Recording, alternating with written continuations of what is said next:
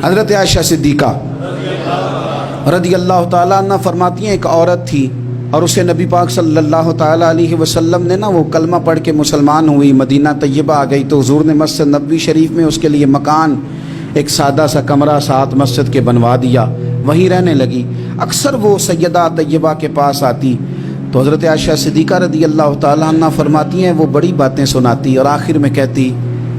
وہ ہار والا دن بھی بڑا عجیب دن تھا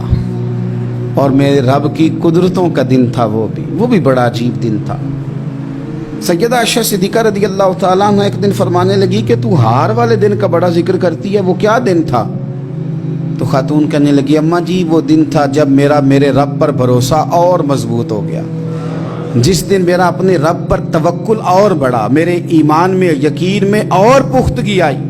کہنے لگی میں ایک گھر کی کنیز تھی، نوکرانی تھی، اس گھر میں ایک بچی تھی جس کے پاس سونے چاندی ہیرے جواہرات کا ہار تھا۔ اس زمانے میں چمڑے کے اوپر لوگ ہیرے جواہرات لگاتے تھے، کئی دفعہ سرخ رنگ کے چمڑے پہ لگائے جاتے تھے، وہ بچی پہنتی تھی تو کہتی ہوں بچی کے اس نے اتار کے رکھا یا اس سے گرا وہ ہار تو چیل اسے اٹھا کے لے گئی گوشت سمجھ کے اور میرے سامنے اٹھا کے لے گئی۔ گھر والوں نے مجھ سے پوچھا، یہ بخاری میں موجود ہے، گھر والوں نے پوچھا مجھ سے کہ وہ ہار کہاں ہے تو میں نے کہا چیل اٹھا کے لے گئی۔ گھر میں کچھ چوری ہو جائے تو سب سے پہلا الزام کس پہ لگتا ہے؟ ملازمین پہ۔ کہتے انہوں نے مجھے بڑا مارا، بڑی تکلیف تھی، حتیٰ کہ میری شرمگاہ تک کی تلاشی، میری عزت اتنی خراب کی میں بتا نہیں سکتی۔ میں نے اپنی زندگی میں ایک واقعہ دیکھا، ایک امیر گھر میں چوری ہو گئی، ملازم کو اتنا مارا کہ وہ چارپائی پہ پڑ گیا، پولیس والوں سے اتنی مار پروائی گئی کہ وہ بیچارہ چارپائی پہ پڑ گیا اور پھر وہ اتنا بیمار ہوا اور کچھ دنوں کے بعد پتہ چل گیا کہ چور تو اپنا بیٹا ہے ان کا، پھر اس کا انتقال ہو گیا۔ اب وہ سیٹھ صاحب اور گھر والے آ کے مرنے والے کے کان میں معافیاں مانگ رہے ہیں، کان میں۔ تو میں نے ان سے پھر کہا تھا کہ یہ تو اب چلا گیا ہے،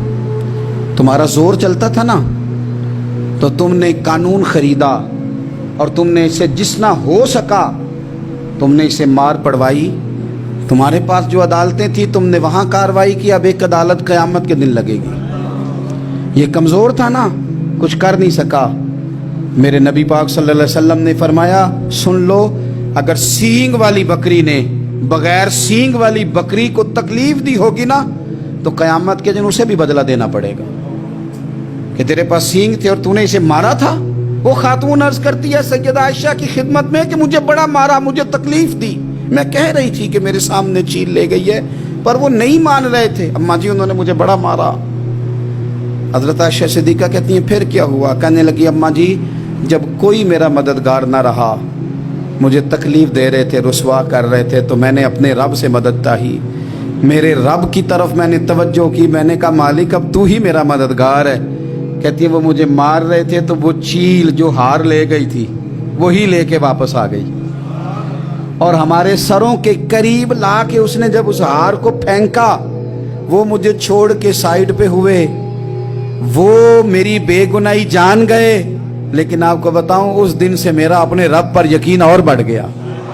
مجھے سمجھ آ گئی کہ جب انسان پورا ٹوٹ جاتا ہے اور جب کوئی چاروں جانب اس کا مددگار نہیں ہوتا تو رب تو ہوتا ہے نا، اللہ تو اس کا مددگار ہوتا ہے نا،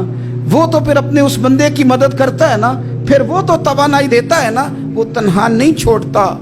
وہ تو آنسوؤں والوں کے آنسوؤں پہ بڑا کرم فرماتا ہے، وہ تو قسم پرسی میں آ جاتا ہے، اس کی رحمت بڑھ کے استقبال کر لیتی۔